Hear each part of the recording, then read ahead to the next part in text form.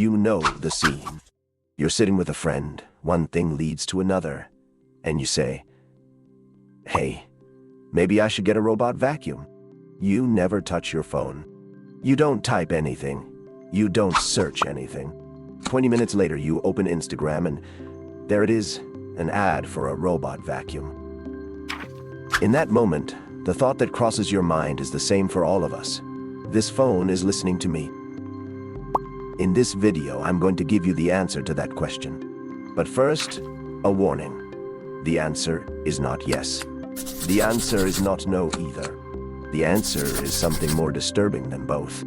And to prove it, I'm going to show you two real court cases. In the first, Apple paid $95 million over accusations of listening. In the second, a company was penalized not for listening to people, but for the exact opposite reason. That second case is the most shocking part of this story. We'll get there. First, let me say this. The suspicion isn't ridiculous. For years, I believed it too. And there are good reasons to believe it. In 2018, Mark Zuckerberg testifies under oath before the United States Congress. A senator asks, "Does Facebook listen to users' conversations to target ads?" Zuckerberg says no. But that same Facebook holds a patent from 2016. The description of a system that triggers the microphone when certain words are detected. Google holds a patent from 2014.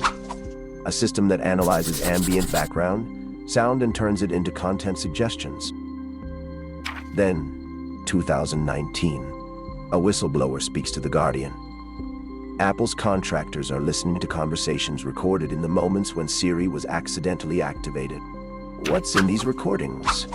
Medical information, business deals, and bedroom sounds. A lawsuit is filed. It drags on for 10 years, and Apple, without admitting wrongdoing, settles by paying $95 million. So the people who say phones are listening aren't conspiracy theorists. The microphones are there. The patents are there. The accidents really did happen. But right here is where the part of the story everyone knows ends, and the part the data tells begins. In 2018, researchers from Northeastern University did the following. They took more than 17,000 popular apps into a lab and, for a full year, tracked exactly what these apps were sending to the internet, one by one. If an app is secretly recording audio and sending it to a server, it has to show up in that traffic. The result: there was no evidence that even a single app was secretly sending audio recordings. Zero. Okay, you say, so we were just being paranoid. Hold on, because the same research found something else. Some apps weren't sending audio, but they were sending pictures of your screen. They were recording what you typed and where you tapped and sending it to third-party companies without anyone asking you. So they weren't listening to your ear. They were watching your finger. And this is just the doorway to the real mechanism. Let's step inside. A question for you. Why would a company even bother listening to you? I'm asking seriously.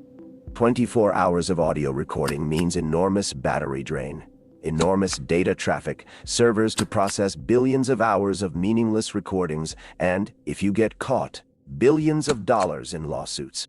It's an expensive, clumsy, and risky method. But what if you had something far cheaper and far more accurate? Right now, there's a number on your phone called an advertising ID. Tied to that number, the following is known. How many seconds you spent in which app, which post you scrolled past but paused on, where you live, which store you walked into, who you connected to the same Wi-Fi network with, and what your friends are searching for. Let me read that last item again. What your friends are searching for. Let's go back to the robot vacuum conversation. You didn't type anything, but the friend sitting across from you looked up robot vacuum prices in bed last night.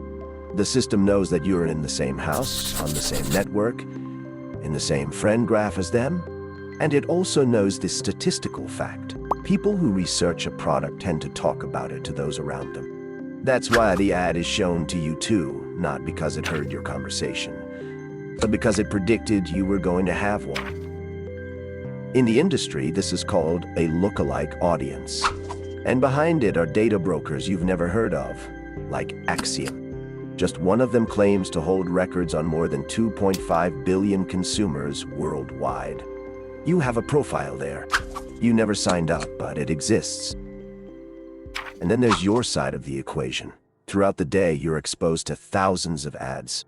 Your brain deletes the 999 that are irrelevant. But the one that matches what you were just talking about, that one gets burned into your memory. There's a name for this in psychology, the frequency illusion. In other words, that feeling of it keeps coming up is partly a construction of your own brain. So what was that second court case I promised you at the start of this video? Cox Media Group. An American media giant. A few years ago, it started marketing a service to advertisers, and even its name is unsettling: active listening.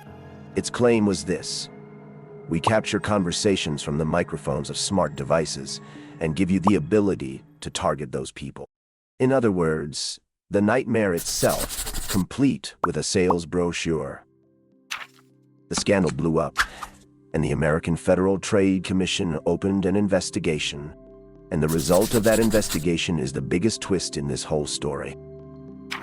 The company was penalized, but not for listening, for being unable to listen. The investigation revealed that this service never collected any real audio data at all. The company was selling ordinary data lists to advertisers as listening technology at an inflated price. The reason for the penalty: false representation. Think about that. We listened to people was such an attractive sales promise that a company pretended to do it even though it couldn't. Because the truth, prediction through behavioral data, didn't sound quite as impressive. Yet that was the thing actually doing the work. And I think this is the heart of the matter. Have you ever wondered why we believe the sentence "my phone is listening to me" so easily? Because that sentence actually carries a hidden comfort. The only way an ad could know me is by secretly listening to me. Because I'm unpredictable, I'm not a pattern. The data, however, tells us something harder to accept. There is no need to listen. Where you look, where you stop, who you spend time with, what time of day you shop, these already speak. The robot vacuum had showed up in front of you because you were taking the same steps, in the same order, as millions of people who live like you, browse like you, and have friends like you. The microphone was off, but you, without ever noticing, had been talking about yourself for years.